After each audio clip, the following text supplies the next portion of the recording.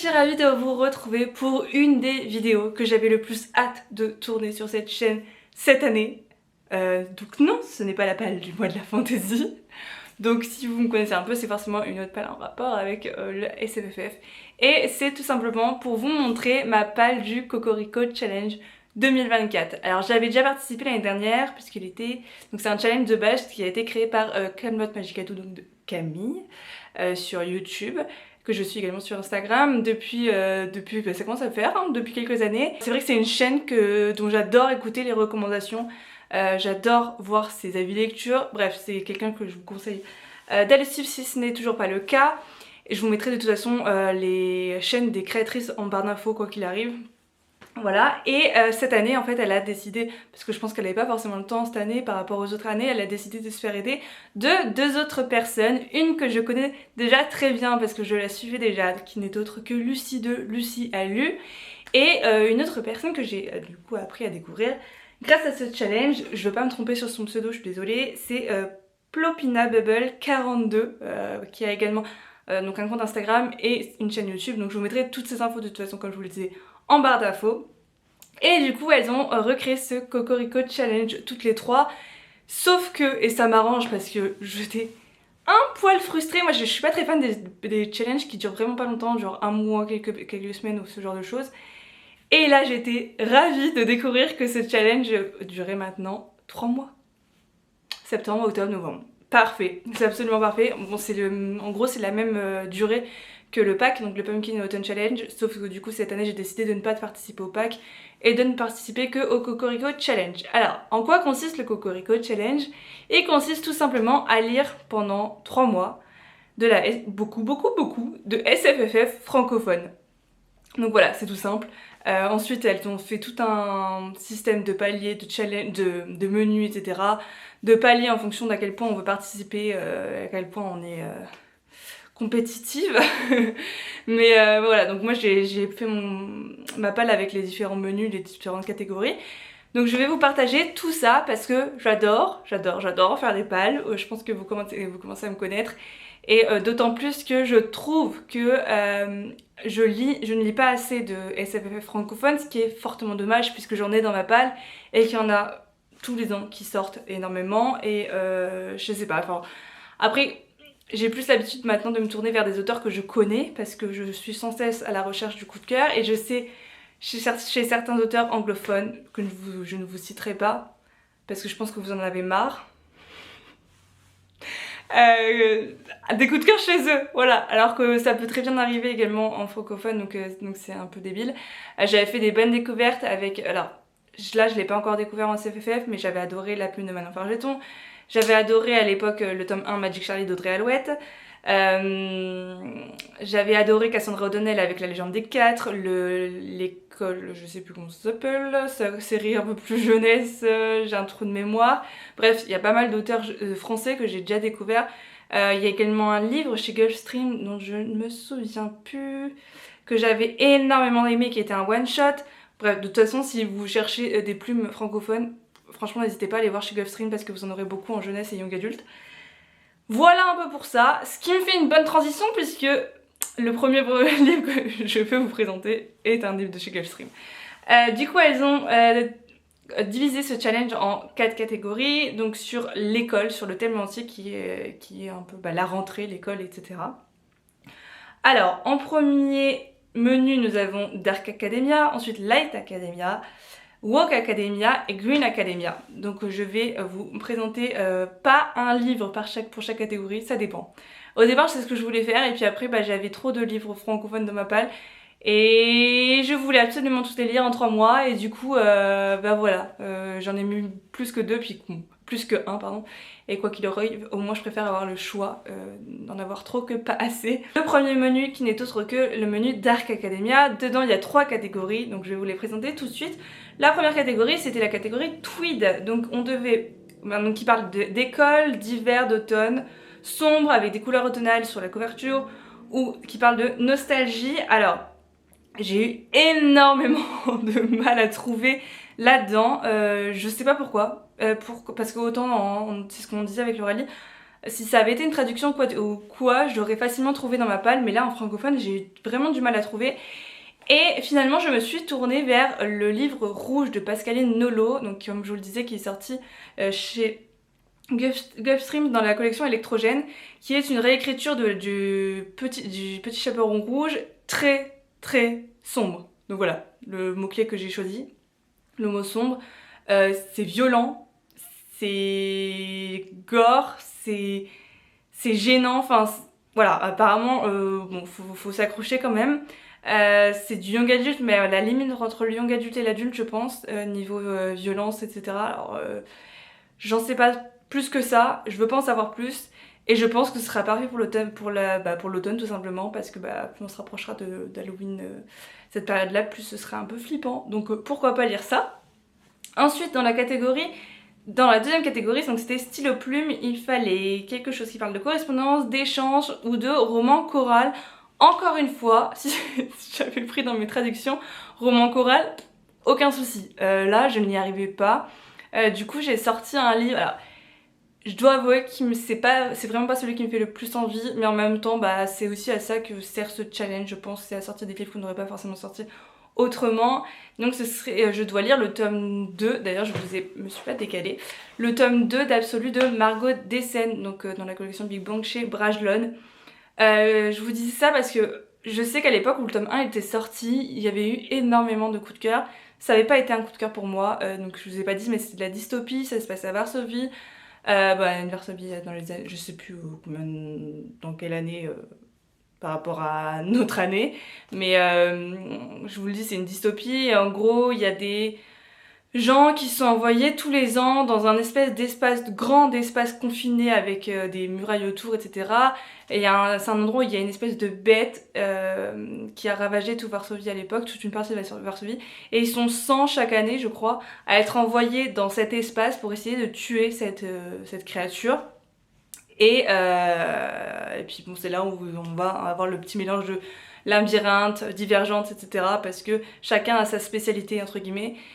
Et on va suivre plusieurs points de vue, c'est pour ça que j'ai décidé de mettre ce roman. Alors il y avait... Comme je vous disais, je me suis pas attachée tant que ça au personnage dans le tome 1, malgré ce qui s'est passé. Ouais, ça a pas été un coup de cœur tout simplement. Ça avait été une bonne lecture, mais c'était pas non plus incroyable comme ce à quoi je m'étais attendue. Mais par contre, c'est vrai que le tome 1 finit sur un petit, pas cliffhanger, mais on se dit... je veux la suite, mais finalement bon, voilà, j'ai attendu, vous le voyez, ça fait un bouton maintenant qui est sorti, je n'ai toujours pas lu la suite. Mais ce sera un bon moyen également de lire la suite, donc voilà. Je l'ai mis dans cette catégorie. Et enfin, dans la dernière catégorie de ce menu, c'est livres anciens, donc c'était classique, bibliothèque, réécriture, mythe classique, voyage dans le temps, reliques dorées. Ça aussi c'était compliqué, je vous le dis que c'est très très compliqué, en francophone. Du coup, ce qu'on a fait avec Lauralie, on a mis toutes les deux... Enfin, je vous spoil sa palle, je suis désolée. Désolée Lauralie, je ne vais plus faire ça parce qu'on a beaucoup de LC dans notre palle en commun. Donc on s'est dit qu'on allait faire qu'on allait faire pas mal de LC ensemble. En plus, là c'est que les livres francophones. On a d'autres LC prévus avec des traductions. Ça va être incroyable. Du coup, on a mis Le Paris des Merveilles, tome 1, parce que c'est un livre qu'on voulait découvrir toutes les deux, qu'on avait dans notre palle depuis pas mal de temps. Et en fait, on l'a mis en tant que classique, parce que c'est devenu un peu un classique de la fantasy, ou du fantastique plutôt, je sais plus. Si, c'est parce que ça se passe à Paris. Du fantastique francophone, voilà. Du coup, on a un peu triché par rapport à ça. C'est pas classique en niveau... ça fait un bout de temps qu'il est sorti, c'est plutôt un classique... en fait, il est connu par énormément de personnes, il y a déjà beaucoup de monde qui l'a lu. Et puis Pierre Pével, c'est quand même un auteur dit classique parce que c'est une des plumes francophones les plus connues. Donc voilà pour celui-ci. Alors je n'en sais pas trop, hein, c'est juste que c'est vrai que moi j'aime bien ce genre d'univers. C'est pas le premier que je lis, d'ailleurs j'en ai eu un autre juste après, un peu dans le même genre, qui se passe dans Paris avec des créatures fantastiques. Voilà. Moi c'est un côté que j'aime bien. J'en avais lu une autre il y a quelques années, c'était Symbiose? Non, je sais plus. À l'époque, c'était des éditions Inceptio, je crois, qui ont fermé d'ailleurs les éditions Inceptio. Je sais, de Camille Solomon? Oh, je sais plus exactement. Bref, pareil, ça se passait à Paris, il y avait des créatures magiques. avec des vampires, ce genre de choses. Et c'était pendant l'exposition universelle de Paris. Et j'avais beaucoup aimé l'ambiance, donc c'est pour ça que je voulais retrouver quelque chose qui se passait pareil dans Paris, avec ce genre de avec des créatures fantastiques, et je sais que c'est ce que j'aurai dans le Paris des Merveilles. Et ce qui me pousse également à mettre un éclat de givre de Estelle Faye, là c'est sorti aux éditions Folio SF, c'est ça. Estelle Faye, c'est une autrice, pour moi, de ce que j'ai entendu, classique de SFFF, parce qu'elle est très connue, elle est hyper prolifique, elle a sorti un nombre incalculable de livres, que ce soit en jeunesse, young adulte et en adulte. J'ai beaucoup de livres d'elle dans ma palle que j'ai toujours pas découvert, donc je vais absolument le faire. Et pourquoi est-ce que j'avais mis celui-ci pareil, je pense que c'est pour... parce que ça fait un bout de temps également que je l'avais, donc ça va pour relique. Ah, et parce que je l'avais mis pour voyage dans le temps, parce que ça se passe au 23e siècle. Je crois que j'avais vu dans le résumé, donc je pense que ça marche. Voilà, j'en sais pas grand chose, c'est juste que ça se passe à Paris, et pareil, il y a des créatures fantastiques. C'est tout ce que je peux vous dire. Pour les deux, c'est un peu le même pitch. Ensuite, on passe au menu numéro 2, qui est le menu Light Academia. Donc pareil, on a 3 catégories. La première, c'est tasse, donc avec les mots-clés cosy, réconfortant, doudou, joie, crème. Celui-ci, pareil, je sais pas pourquoi j'ai mis du temps à le trouver. Me demandez pas pourquoi. J'ai choisi le mot-clé joie avec un livre que j'ai depuis un bout de temps dans ma palle. D'ailleurs, je ne m'en souvenais plus. C'est parce que j'ai été voir une liste de... Non, comment ça... Non, parce que tout simplement, je suis allée voir ma palle Goodreads. Parce que je me suis rendu compte que tous mes livres de ma palle Goodreads n'étaient pas sur mon carnet dans lequel normalement j'ai toute ma palle. Mais celui-ci n'y était pas. Je sais pas pourquoi. Et je me suis dit, mais oui, je pense qu'il va m'apporter beaucoup de joie parce qu'apparemment c'est très drôle. Donc j'ai mis La honte de la galaxie de Alexis Brocal sur des éditions Sarbacane. Et en plus depuis il en a sorti 2 autres, je crois. Il a sorti 2 autres romans. C'est un one shot donc ça se lira bien. C'est de la SF avec de l'humour noir. C'est tout ce que j'en sais. Voilà. Et on va sur quelqu'un qui est apparemment la honte de la galaxie. Mais je ne sais pas pourquoi. Et puis c'est tout ce que je veux en savoir. Donc voilà pour celui-ci. Ensuite, la catégorie numéro 2, c'est fleurs avec les mots-clés amour, amitié, happy ending, couleur pastel.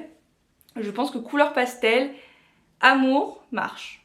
Le reste, je ne sais pas. Du coup, j'ai choisi Porcelaine sous les ruines de Ava Vivalda. Vous le verrez dans mon bilan lecture du mois d'août, donc quand je sortirai en septembre, que j'ai lu 10 jours avant la fin du monde de Chris Bukicevic et son autre nom de plume en SF adulte. Du coup là je veux vraiment la découvrir pour Porcelaine sous les ruines en plutôt young adulte romantasy.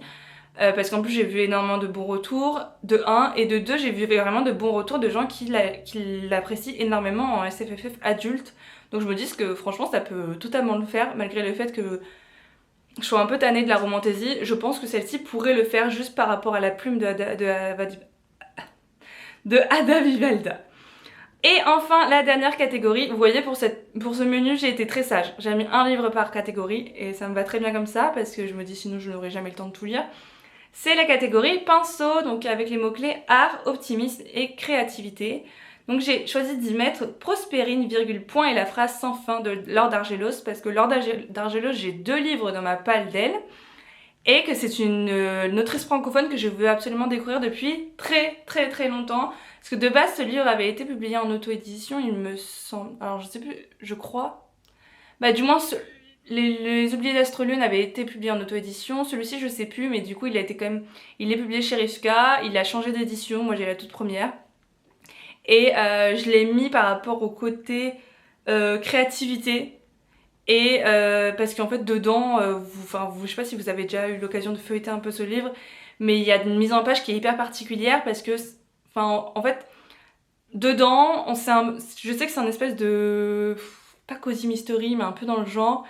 Et en gros, il va y avoir une enquête et en même temps, il y a tout un aspect des mots et des lettres qui sont hyper importants dans ce livre.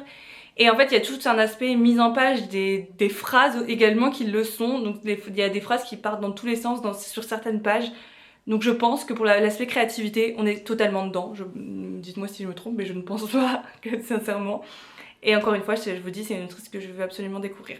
Puis surtout qu'elle a écrit d'autres livres qui m'intéressent. Donc voilà pour ce menu. Passons au menu numéro 3 qui est la Woke Academia. pareil avec 3 catégories. La toute première catégorie, qui est la catégorie balance, avec les mots-clés égalité, antiracisme, justice, justice sociale, argent. J'ai mis 2 livres. En premier, j'ai mis Capitale du Nord, le tome 1, Citadin de Demain de Claire Duvivier, aux éditions de Forges Vulcain, oui. J'ai lu le tome 1 de Capitale du Sud de Guillaume Chamanadjan pour un challenge, pour le gros challenge SFFF qui existait à l'époque, il y a genre 3 ans de ça, quelque chose comme ça. Enfin, moi j'avais participé il y a 3 ans de ça, il me semble. Que j'avais beaucoup aimé parce que ça se passait en Provence, je crois. C'est de la fantasy francophone, c'était hyper original, que tous les sens étaient mis en scène dans ce livre. On avait envie de manger, on avait envie de tout sentir, enfin c'était vraiment très chouette comme ambiance, et même les personnages j'avais beaucoup aimé. Et vous savez, c'est le genre de saga, c'est la saga de la tour de garde, donc il faut lire le tome 1 de la Capitale du Sud, ensuite le tome 1 de Capitale du Nord, le tome 2 de Capitale du Sud, le tome 2 de Capitale du Nord, etc. Et je n'avais jamais enchaîné sur la suite. Donc il y a 2 protagonistes différents. Je ne sais plus pour Capitale du Sud. Ici, c'est que dans le Capitale du Nord, on suit le personnage d'Amalia, dont parlent les filles dans leurs vidéos, parce que c'est un personnage qui leur a inspiré du coup ce menu, donc la Woke Academia. Du coup, je pense que sincèrement, ça rentre dans tout ça. Parce qu'apparemment, c'est un personnage qui lutte vachement contre l'injustice, ce genre de choses, ou qui a une éducation qui fait que elle sort des sentiers battus par rapport à l'époque où ça s'est passé. Donc je pense que ça peut très bien marcher, et j'ai trop hâte de découvrir ça. Ensuite j'ai mis Emils de Emmanuelle Chastelière, donc aux éditions Argile. Donc celui-ci c'est, il me semble d'ailleurs, le seul SP que j'ai mis dans cette palle. Donc c'est l'auteur lui-même qui me l'avait envoyé par cet été, en août, quelque chose comme ça. Et j'attendais le Cocorico Challenge pour le sortir, parce que je savais que c'était un auteur francophone, donc il allait rentrer merveilleusement bien dans ce challenge. Et je l'ai mis par rapport à la justice, parce qu'en fait c'est c'est un livre historique et qui met en avant le féminisme, parce que si on suit une personne, normalement on va suivre également un personnage principal qui essaye de se débattre comme elle peut dans ce monde d'hommes. Ça se passe entre Rome et Carthage en 218 avant Jésus-Christ. Le prodige militaire Hannibal Barca se tient prêt à embraser la Méditerranée. Ainsi, lorsqu'il part pour l'Italie à la tête d'une armée, il laisse derrière lui son épouse Emils. Donc voilà. Et on va voir un peu son destin. Et c'est un one-shot, c'est un auteur que je voulais découvrir depuis longtemps. J'ai 2 autres livres de lui dans ma palle, donc je pense que c'est une bonne porte d'entrée. Et puis bon, non mais regardez-moi ça. C'est le seul que je vous montrerai en physique. J'en ai d'autres dans ma palle, mais j'avais pas envie de tous les sortir. Mais rien que pour le graphisme de la couverture, je pense que celui-ci le mérite. Donc voilà pour cette première catégorie. La catégorie numéro 2, c'est crayon de couleur, avec les mots-clés LGBT, handicap, couleur néon, flashy, vive. J'ai mis Meute de Karine Renberg aux éditions ActuSF pour le mot-clé LGBT. Alors j'en sais pas grand chose, je sais juste du coup qu'il y a une relation entre 2 hommes, qu'il y a des loups-garous qui sont présents dans ce one-shot, en plus, de fantasy francophone. Voilà, c'est tout ce que j'en sais. J'ai vu d'excellents retours sur ce livre, que ce soit sur les personnes que je suis qui lisent beaucoup de SFFF sur Bookstagram, de Benjamin de Les Mots Magiques, donc c'est un de ses livres préférés. Donc bref, j'avais vu vraiment beaucoup de beaux retours qui ont fait en sorte que oui, bien sûr que je le lirai pour ce challenge. Et en plus je pense qu'il se lira bien. C'est quand même un beau bébé, mais et puis ActuSF, si je réfléchis bien, je suis même pas sûre d'avoir déjà lu un des livres d'ActuSF. Donc tant mieux, voilà, je découvrirai autre chose. Et la dernière catégorie, c'était la catégorie fauteuil, avec les mots-clés foyer, regroupement, communauté. Alors, en premier, j'en ai choisi 2. En premier, j'ai mis une suite de sagas. Je vous ai menti, ce n'est pas le seul SP. Voici... Ah non, il y a 3 SP dans cette palle, j'avais complètement zappé, pardon. Mais c'est juste que celui-ci, ça fait un bout de temps que je l'ai, parce que je n'ai pas pu l'emporter avec moi. C'est Confluence de Sylvie Poulain, qui est de la SF sous-marine, si on peut dire. J'avais beaucoup aimé le tome 1, qui était une très bonne découverte. C'est publié chez Brajlon, je ne l'ai pas précisé. En gros, on est beaucoup de temps dans un sous-marin avec une équipe, et c'est pour ça que je l'ai mis pour le mot foyer. Communauté, ça passe aussi parce qu'en fait c'est notre monde, mais sauf qu'il y a des communautés qui ont été dispersées un peu partout dans le monde et qui vivent avec leurs propres lois, donc ils ont leur propre communauté. Et regroupement parce que y a des gens qui n'ont rien à voir les uns avec les autres, qui vont devoir se regrouper pour une mission en particulière. J'en ai deux. Genre là, ça va être compliqué je pense parce que j'en ai des souvenirs oui et non. Je pense que je vais essayer de rattraper tout ça avec ma lecture du tome 2 et c'est une duologie donc j'aurais fini une saga. Quoi de mieux que finir une saga, hein, on se comprend. Et ensuite c'est un one shot en poche, enfin moi je l'ai en poche du moins, que j'ai chez Folio Fantasy. J'ai également mis L'enterrement des étoiles de Christophe Guillemin. Et ça m'a, en relisant le résumé tout à l'heure, ça m'a redonné trop envie.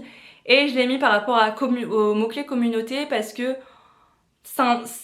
en fait, de ce que je me souviens, c'est dans un espèce de cirque avec des gens qui... En fait, ça me fait penser un peu au film Greatest Showman. Ça se trouve, je suis complètement à côté de la plaque. Mais ils ont fait de leur différence comment je peux dire, une force pour créer leur propre famille et ils se retrouvent dans cette espèce de cirque où il y a des représentations, ce genre de choses. Je sais plus exactement. Si c'est ça, une troupe de cirque décide de monter un spectacle dans la capitale. Non. Cette compagnie de rebut de la société est peut-être l'unique rempart contre les ténèbres qui dévorent le monde. Donc il y a ça aussi. Mais sont-ils les seuls metteurs en scène de leur destinée? Voilà. Christophe Guillemin nous entraîne dans un univers gothique à l'atmosphère de fin du monde où les apparences sont souvent trompeuses et les héros pleins de failles. Voilà, et regardez-moi cette couverture absolument sublime en poche aux éditions Folio SF. Et je pense qu'encore une fois, ce n'est autre que notre très cher... Et bien sûr, ce ne sera pas noté.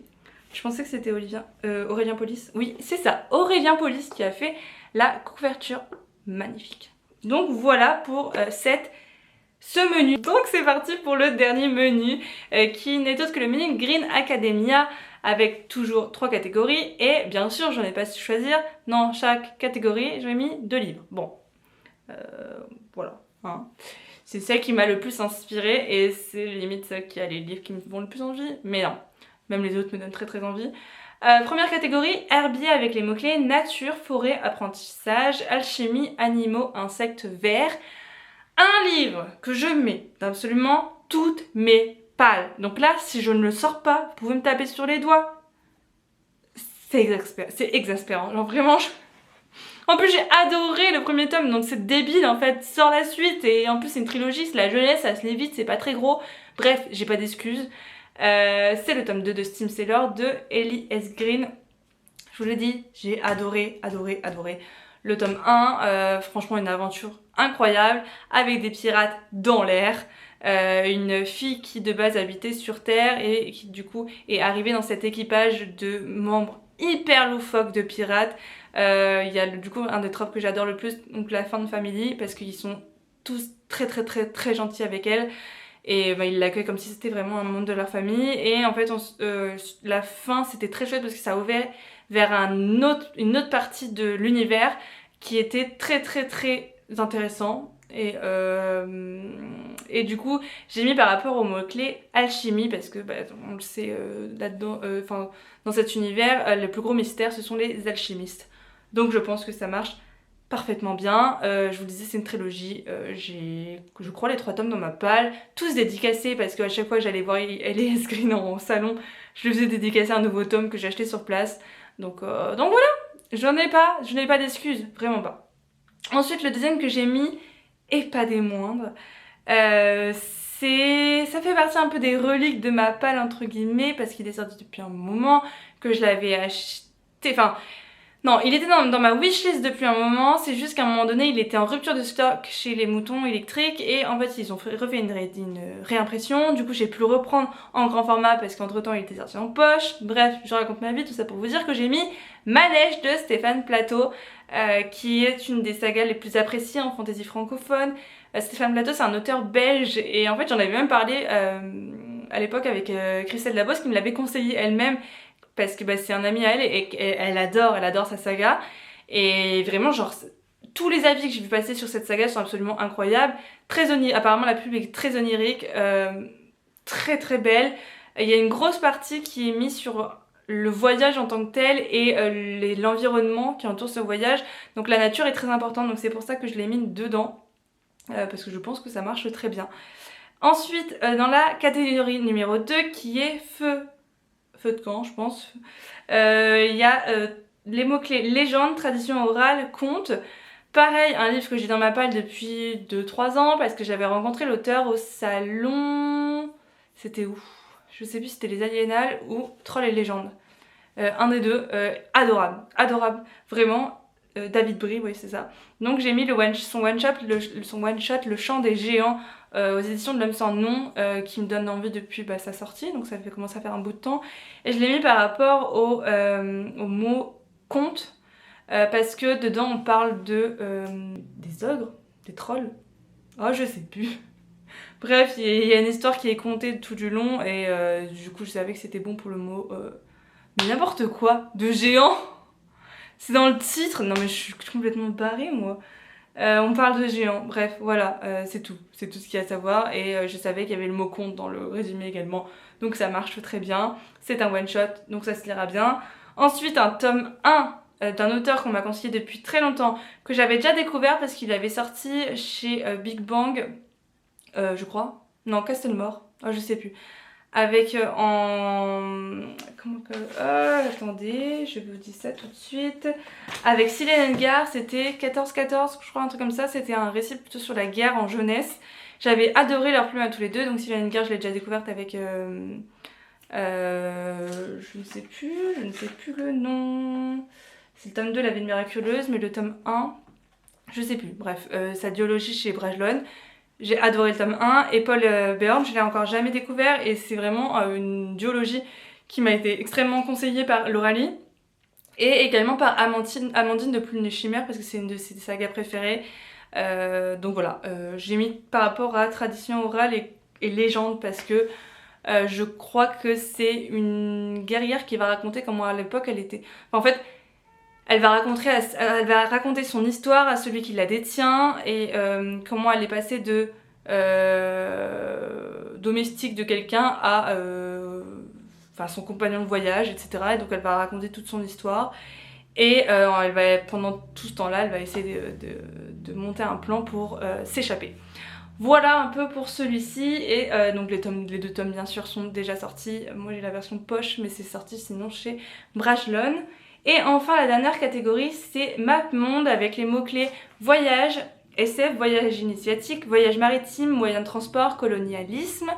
Donc j'ai mis 2 livres encore une fois, un tome 2 avec Le Royaume de Pierre d'Angle, Les filles de mai de Pascal Quivigé, parce que j'ai adoré le tome 1 à l'époque, que j'avais même conseillé à Claire qui elle avait adoré à son tour. Bref, c'est vraiment une saga un tome 1 que j'avais beaucoup aimé et je ne m'étais jamais lancée dans la suite parce qu'en plus j'attendais de la sortie en poche qui est sortie depuis, le tome 3 est sorti également, il manque que le tome 4 en poche et sinon le grand format est sorti chez le Rouergue et le poche chez Folio Fantasy avec des couvertures absolument sublimes de Aurélien Polis pour changer. Et c'est le tome 1 de base est plutôt de la fantaisie maritime parce que une grosse partie se passe sur un bateau. On va parler d'esclavagisme, on va parler pourquoi j'avais mis celui-ci? Plutôt pour le truc, pour les mots-clés voyage maritime. Mais on s'en éloigne dans le tome 2, donc bon voilà. Et du coup, également pour le mot-clé colonialisme, je pense que ça marche très bien.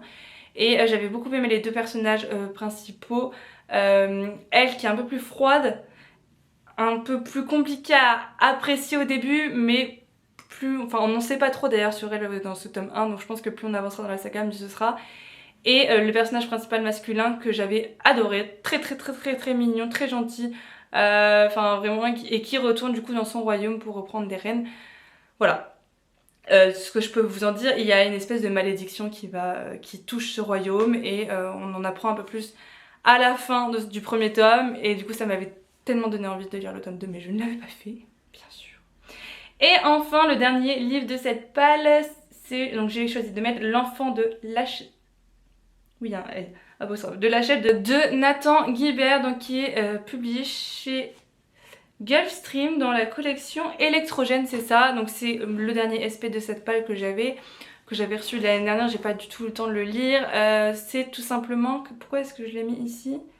Je crois que c'était plutôt pour le côté voyage initiatique, parce que à la fin on nous dit qu'on va suivre un jeune enfant qui s'appelle Jibril, enfant du désert, etc. Il est accompagné d'un robot défectueux et d'une Razawak, herbivore aussi têtu que placide. Le garçon se lance du haut de ses 9 ans, donc c'est de la jeunesse, dans la traversée d'un désert aux multiples dangers, à la recherche des siens comme de lui-même. Voilà, je pense que pour voyage initiatique on y est. Et voilà un peu pour tout ça. Si on parle de Android, apparemment c'est une quête initiatique, space fantasy, écologie, etc. etc. C'est un one shot, il est pas très grand, il fait un peu plus de 300 pages. Je ne sais pas pourquoi je l'ai pas pris avant, sorti avant de ma palle. La photo est déjà prête, c'est n'importe quoi, mais bon. Voilà. Je pense que c'est déjà une belle palle avec beaucoup de livres qui me donnent extrêmement envie.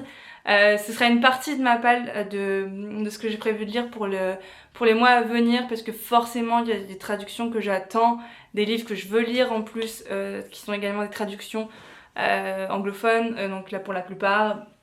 Du coup voilà un peu pour tout ça. N'hésitez pas à me dire si vous participez au challenge, si on a des livres en commun peut-être. Pourquoi pas faire des LC, je suis ouverte à ça depuis que j'en fais beaucoup avec l'Oralie. Et puis à me dire, bah vous peut-être, quelle est votre palle. Je serais ravie de voir ça parce que ça me donnera peut-être des idées pour encore rajouter. J'avoue que j'ai d'autres livres en e-book dans ma liseuse que j'avais acheté pendant les différentes opérations, par exemple au Pay All Star, et avec d'autres auteurs francophones. Donc bon, je me dis, si j'ai pas envie de lire celui-ci, enfin ceux que je vous ai présentés, j'aurai toujours d'autres idées. Donc voilà un peu pour ma palle du jour, pour cette vidéo, et je remercie encore une fois les organisatrices de ce challenge de pouvoir nous inciter à lire beaucoup plus de SFF francophone, parce que bah, je vous l'avais déjà dit, mais c'est vraiment quelque chose que je veux changer dans les mois à venir. Donc voilà pour moi et pour cette vidéo, j'espère qu'elle vous aura plu, et puis je vous fais de très gros bisous et je vous dis à bientôt pour une nouvelle vidéo. Bye bye.